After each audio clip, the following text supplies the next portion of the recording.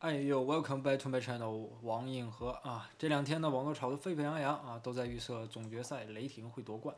虽然呢，我很喜欢步行者，但是也不得不承认啊，根据常规赛双方的对阵情况来看呢，雷霆获胜的希望更大。雷霆常规赛呢对阵步行者呢是取得了2胜0负。亚历山大呢，在这2场比赛呢，场均得分更是有恐怖的39分，投篮命中率高达55%，三分命中率呢更是高达了63%。2场比赛的正负值呢合计是正27，砍分呢如同切白菜啊，极其的简单。但是啊，个人预测步行者4-2雷霆夺冠，差一点步行者4-3雷霆夺冠。哼哼。讲一个冷知识，其实进入了2025年呢，雷霆呢总共取得了53胜，高居联盟第一，而步行者位列次席，取得了46胜。那么对阵这么强大的步行者雷霆，步行者有什么取胜的关键吗？首先第一点，我觉得当然是进攻。那步行者显而易见呢，进攻大队、炮轰大队啊，东决的记忆硬生生的连进了6个3分，拿下了这场比赛。这个事情呢，放在历史上都是极为罕见、恐怖的一件事情。而且防守内史密斯的呢是哈特，哈特的特点呢就是以防守身体篮板著称。我们可以回看内史密斯的投篮啊，哈特防得非常好，已经是完完全全的贴着。内史密斯的每个投篮呢都不是绝对的大空位，而是结结实实的顶人跳投。打过篮球的朋友都知道啊，这种投篮需要极其强大的自信心以及核心力量。步行者呢就是这样一支球队啊，全队呢无比自信，所有人的3分呢也都是极其自信，甚至在和尼克斯的东决的 G6的比赛当中呢，更是投出了51%的三分命中率，人均2个3分。你可能会说，哎，那一定是尼克斯的防守不好。拜托各位啊，尼克斯的防守侧翼可是欧基阿努诺比、大乔布里奇斯2个常人怪物。这2个人呢，都是联盟当中数一数二的防守者，打球干净的防守者，哈哈。那么雷霆呢？雷霆拥有卡鲁索和多尔特去防守啊，去撕咬对面的持球点、得分点。大家都会说啊，雷霆的每个点都会去紧贴着对方，防守补位非常快，什么什么的。但是如果你看了打掘金的系列赛，你就会知道为什么雷霆会达到抢七，那就是他们的2-3联防经常会漏底角，他们会让戈登啊或者是谁去偷几个3分。那么呢，什么什么的啊，打森林狼的比赛呢更为明显，他们呢就一直漏底角，但是奈何啊，森林狼的投篮也是真的垃圾啊，就是不进。那么对阵步行者呢，步行者不一样，步行者所有人都有超强的3分把握度，他不会像森林狼进攻那么便秘，也不会像掘金轮换球员那么少。那么第二点呢，我觉得当然是特纳啊，看他能否顶得住哈腾和切特的冲击啊。特纳的特点呢，就是有3分，偶尔篮下可以单打一个，这点比戈贝尔强太多。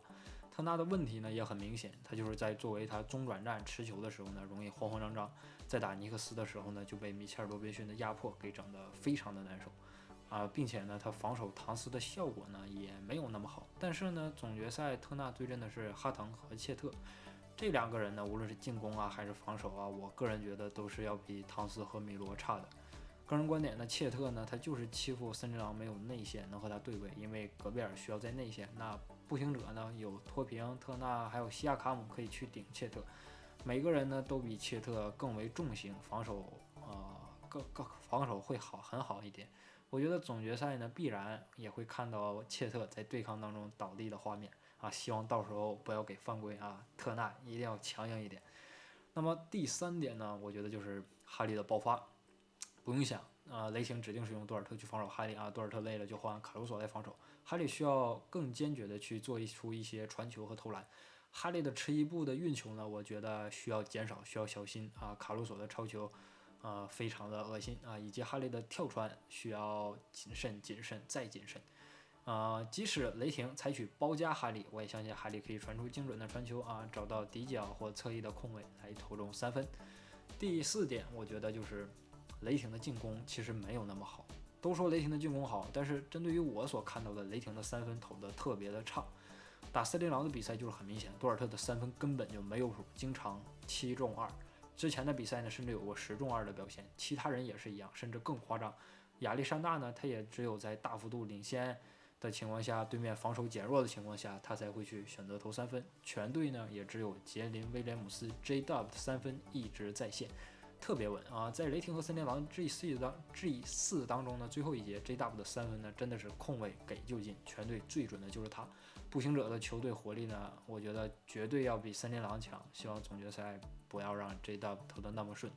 再有啊，雷霆得分高的原因呢，太大程度呢是依赖于亚历山大的要犯规，这点有点恶心。你现在会说啊，打森林狼的 G5可不是，亚历山大没有那么多犯规，拜托，那场比赛森林狼的进攻是真的差的离谱，第一节才得了9分，空位他是真的投不进。这场比赛我觉得可以忽略不计，其他场次呢？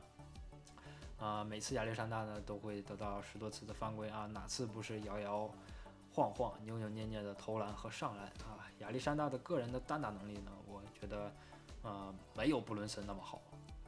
我相信内姆布哈德好好防守呢，会锁死亚历山大的。如果你回看布伦森的单打，有点恐怖。这个人他一直都在墙头3分、漂移3分或者干8中投，很厉害。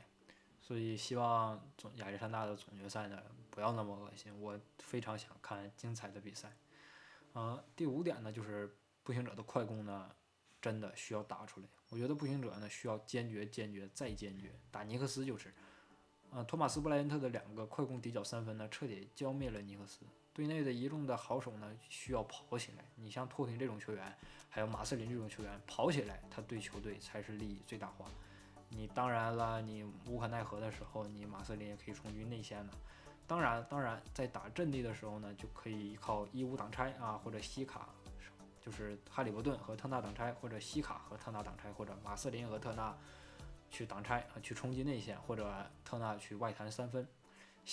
并且我觉得西卡所拥有的吨位和臂展，足以让他在错位的时候被打欺负像亚历山大、杰威或者说多尔特或者卡鲁索这样的球员。即使说遇到了卡鲁索或者多尔特或者其他哈腾、切特来包夹西卡我相信他能及时的传出来，对吧？